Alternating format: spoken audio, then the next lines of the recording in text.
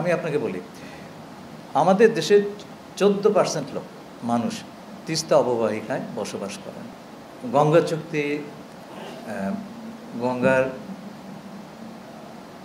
Water sharing চুক্তি এটা শেষ হয়ে যাচ্ছে সম্ভবত আগামী বছর। আমরা দুপক্ষে যোগাযোগ রাখছি যাতে করে এর আলোচনাগুলো স্মুথলি শুরু হয়।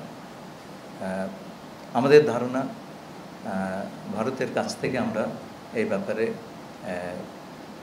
ভালো সহযোগিতা পাব। তিস্তার ব্যাপারে আমরা তাদেরকে জানিয়েছি।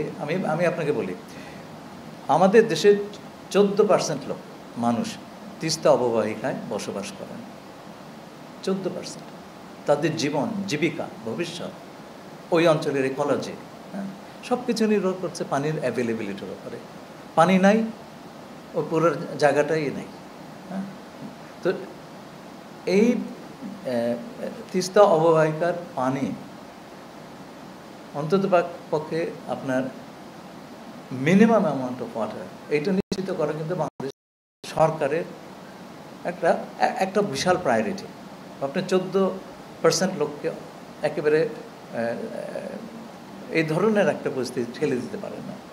সেই জন্য আমরা সবার সঙ্গে কথা বলছি, ভারতকে বলছি চুক্তিটা করেন। চুক্তি করলে তো অন্য কিছু করার দরকার নেই। আর একই সঙ্গে আমার তো অন্য অপশনগুলো হাতে রাখতে হবে। সে কারণেই আমরা সব পক্ষের সঙ্গে কথা বলছি। শেখ হাসিনার প্রত্যর্পণ,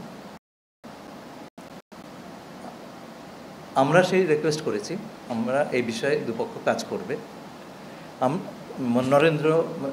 প্রধানমন্ত্রী ভারতের শ্রী নরেন্দ্র মোদী স্পষ্টভাবেই বলেছেন, তারা বাংলাদেশের সঙ্গে যে সম্পর্ক সেটা কোনো ব্যক্তি বা দলের সম্পর্ক নয়। এটা কিন্তু বুঝবেন, ব্যক্তি বা দলের সঙ্গে সম্পর্ক নয়, এটা রাষ্ট্রের সম্পর্ক।